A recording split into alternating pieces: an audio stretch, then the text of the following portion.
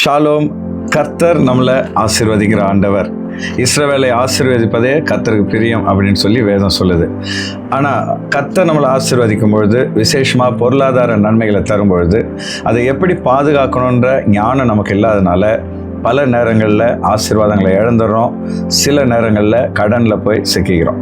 ஆனால் இன்னைக்கு கர்த்தர் எனக்கு விசேஷித்த ஞானத்தை தருவார் அப்படின்னு சொல்லி நாம் அறிக்கையிட போகிறோம். நம்ம என்ன அறிக்கையிடுறோமோ விசுவாசத்தோடு அதை நம்ம சொல்லும் பொழுது நிச்சயமாக கர்த்தர் அதை நமக்காக செய்வார். அறிக்கையிட ஆயத்தமாக இருக்கிறீங்களா? முதலாவது, கர்த்தரே எல்லா ஞானத்துக்கும் ஆதாரமாக அடித்தளமாக இருக்கிறார் சொல்லி நம்ம அறிக்கையிட போகிறோம். உங்களில் ஒருவன் ஞானத்தில் குறைவுள்ளவனாக இருந்தால் சம்பூர்ணமாய் கொடுக்கிற தேவனிடத்தில் கேட்க கடவன் சொல்லி வேதம் சொல்லுது. கண்களை மூடி நம்ம எல்லாரும் அறிக்கையிடலாம். ஆண்டவரே, இந்த உலகத்திலே நீரே ஞானத்தின் ஆதாரமாக இருக்கிறீர். நீரே சகல ஞானத்தின் அஸ்திபாரமாக இருக்கிறீர். இந்த வேளையிலே ஞானமாகிய உம்மை நோக்கி நான் பார்க்கிறேன் அப்பா. நீர் எனக்கு பொருளாதாரத்தை கையாள ஞானத்தை தருவீர் என்று விசுவாசத்தோடு நான் அறிக்கையிடுகிறேன். கர்த்தாவே, நாங்கள் எதை விசுவாசிக்கிறோமோ அதை எங்களுக்காக செய்து முடிக்கிற ஆண்டவர், இந்த வேளையிலே பரலோக ஞானத்தை தந்து பொருளாதாரத்தை சரியாக நிர்வாகம் பண்ண உதவி செய்வீர் என்று விசுவாசத்தோடு நாங்கள் அறிக்கையிடுகிறோம். நம்பிக்கையோடு அதை நாங்கள் சுதந்திரிக்கிறோம். ஆமேன், ஆமேன், ஆமேன். பல நேரங்களில் நமக்கு வருமானம் வரும்பொழுது அதை எப்படி செலவு பண்ணணும்னு தெரியாமல் நம்ம இஷ்டத்துக்கு செலவு பண்ணிவிட்டு ஒரு நெருக்கடி வரும்பொழுது கையில் காசு இல்லாமல் நம்ம திண்டாடுறோம். ஆனால் வேதம் என்ன சொல்லுதுன்னா, ஒருவன் ஒரு கோபுரத்தை கட்டும் பொழுது செல்லும் செலவை கணக்கு பார்க்காமல் இருப்பானா. அதாவது ஆண்டவர் என்ன சொல்ல வர்றாருன்னா, நீங்கள் பட்ஜெட் போட்டு குடும்பத்தை நடத்துனீங்கன்னா நிச்சயமாக பொருளாதாரத்தில் நீங்கள் ஆசீர்வதிக்கப்படுவீங்க. கண்களை மூடி நம்ம அறிக்கையிடுவோம். கர்த்தாவே, ஒரு காரியத்தை நாங்கள் செய்யும் பொழுது அதை வரவு செலவு கணக்கிட்டு செய்ய வேண்டும் என்று வேதத்தில் நீங்கள் ஆலோசனை கொடுத்துருக்கிறீங்க. பல நேரத்தில் அந்த ஆலோசனையை நாங்கள் மறந்து விடுகிறோம். ஆனால் இன்னைக்கு விசுவாசத்தோடு நாங்கள் அறிக்கையிடுகிறோம். கர்த்தாவே, எங்கள் வரவு செலவை சரியாக நிர்வாகம் பண்ண கர்த்தர் எங்களுக்கு ஞானத்தை தருவீர். நாங்கள் ஒரு பட்ஜெட்டை போட்டு அதற்குள் எங்கள் செலவை சுருக்க மீதம் எடுக்க நீர் எங்களுக்கு உதவி செய்வீர் என்று விசுவாசத்தோடு அறிக்கையிடுகிறோம். கர்த்தாவே, விசுவாசத்தோடு நாங்கள் அறிக்கையிடுவதை நீர் கனம் பண்ணுகிறீர். அதை அப்படியே செய்து முடிக்கிறீர். அதற்காக உம்மை ஸ்தோத்தரிக்கிறோம், நன்றி செலுத்துகிறோம். ஆமேன், ஆமேன், ஆமேன். பல நேரங்களில் நம்முடைய கண் கண்டதையும் மனசு விரும்பினதையும் வாங்கணும்னு சொல்லி கடன் வாங்கியாவது சில பொருட்களை நம்ம வாங்கிடுறோம். அதன் பின்பு அதை கட்ட முடியாமல் நம்ம நெருக்கடியில் சிக்கிக்கிறோம். ஆனால் இன்னைக்கு இந்த பொருளாதாரத்தில் வருகிற சோதனையை நாம் மேற்கொள்ள கர்த்தர் நமக்கு ஞானத்தை தருவார்னு சொல்லி நம்ம அறிக்கையிட போகிறோம். கண்களை மூடி அறிக்கையிடுவோம். ஆண்டவரே, சோதனைக்காரன் எங்களை சோதித்து கர்த்தாவே எங்களை கடனில் தள்ளும்படியாக பலவிதமான இச்சைகளை ஆண்டவரே கண்களிலும் எங்கள் மனதிலும் கொண்டு வரும் பொழுது அந்த சோதனையை மேற்கொள்ள நீர் எங்களுக்கு ஞானத்தை தருவதற்காக நன்றி செலுத்துகிறோம். எதை நாங்கள் வாங்கணும், எதை வாங்கக்கூடாது, பொருளாதாரத்தில் நாங்கள் என்ன செய்யணும், என்ன செய்யக்கூடாது என்று நீங்கள் எங்களுக்கு கற்றுத்தருவதற்காக நன்றி செலுத்துகிறோம். இந்த நாளில் கூட விசுவாசத்தோடு நாங்கள் அதை அறிக்கையிடுகிறோம். எல்லா சோதனைகளிலிருந்தும் எங்களை காத்துக்கொள்ள ஆவியானவர் உதவி செய்வீர். நாங்கள் பொருளாதாரத்திலே நிச்சயமாக முன்னேறுவோம் என்று நம்பிக்கையோடு அறிக்கையிடுகிறோம். விசுவாசத்தோடு அதை நாங்கள் சுதந்திரிக்கிறோம். ஆமேன், ஆமேன், ஆமேன்.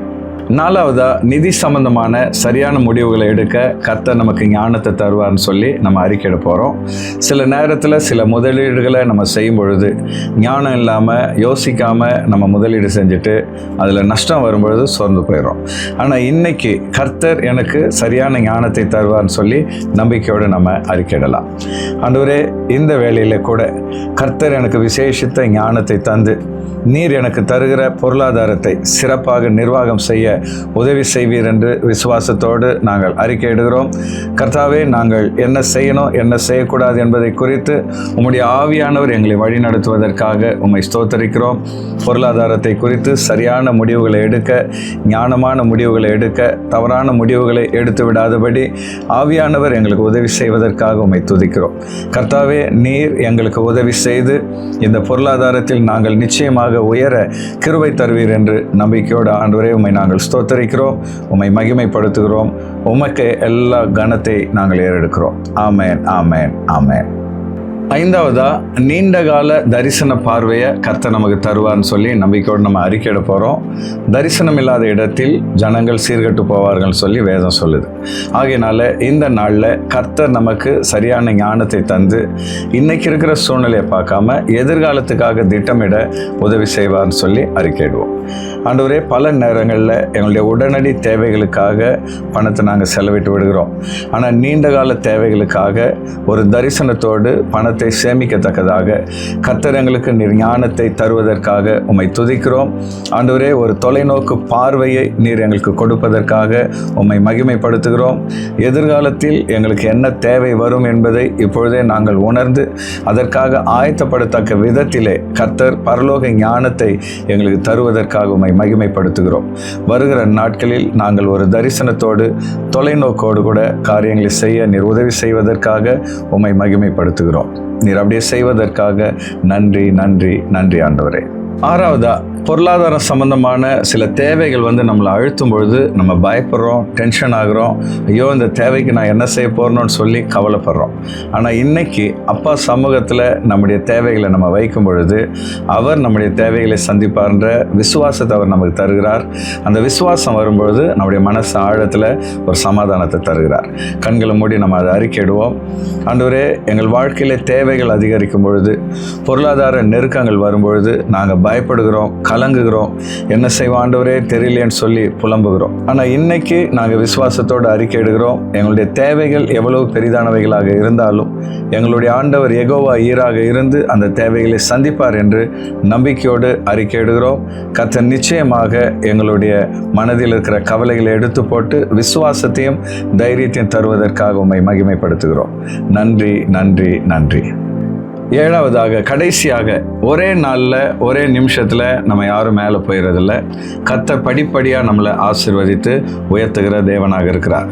தாவீது நாளுக்கு நாள் விருத்தி அடைந்தார் சொல்லி வேதத்தில் நம்ம பார்க்குறோம். கண்களை மூடி விசுவாசத்தோடு நாம் அதை அறிக்கையிடுவோம். ஆண்டவரே, உம்மை விசுவாசிக்கிற எங்களை நீர் படிப்படியாக உயர்த்துவதற்காக உம்மை ஸ்தோத்தரிக்கிறோம். தாவீதை நாளுக்கு நாள் நீர் விருத்தி அடைய பண்ணினீர். ஈசாக்கை ஆசீர்வதித்து பெருக பண்ணினீர்.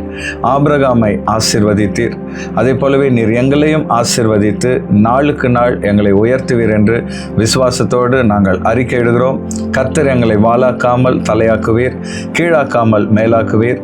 ஆண்டவரே, நாங்கள் அநேகருக்கு கடன் கொடுக்கிறவர்களாக எங்களை உயர்த்துவீர் என்ற நம்பிக்கையோடு இந்த விசுவாசத்தை நாங்கள் அறிக்கையிடுகிறோம்.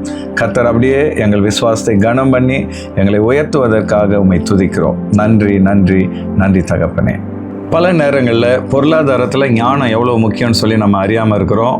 பணம் சம்பாதிக்கிறது முக்கியம்தான். ஆனால் சம்பாதித்த பணத்தை பாதுகாக்கிறதும் அதை நம்ம பெருக்குவதும் ரொம்ப ரொம்ப முக்கியம். ஆகவே இந்த நாளில் கர்த்தர் எனக்கு ஞானத்தை தந்திருக்கிறார்னு சொல்லி விசுவாசத்தோடு அறிக்கையிடுங்க. தொடர்ந்து ஆண்டவர்கிட்ட ஞானத்தை கேளுங்க. கர்த்தர் உங்களுக்கு ஞானத்தை தந்து இப்பொழுது இருப்பதை பார்க்கிலும் 100 மடங்கு உங்களை பெருக பண்ணுவார். அதன்படியே கர்த்தர் உங்களை ஆசீர்வதிப்பாராக. இந்த 7 டே சேலஞ்ச் உங்களுக்கு ஆசீர்வாதமாக இருந்திருக்குன்னு சொல்லி நான் நம்புகிறேன். இது உங்களுக்கு ஆசீர்வாதமாக இருந்திருந்தால் லைக் பண்ணுங்கள். இது எந்த விதத்தில் உங்களுக்கு ஆசீர்வாதமாக இருந்ததுன்னு சொல்லி கமெண்ட் பண்ணுங்கள். இது மற்றவங்களுக்கு பிரயோஜனமாக இருக்கும்னு சொல்லி நம்பினீங்கன்னா அவங்களுக்கும் இதை ஷேர் பண்ணுங்கள். கர்த்தர் உங்களை ஆசீர்வதிப்பாராக. Thank you and God bless you.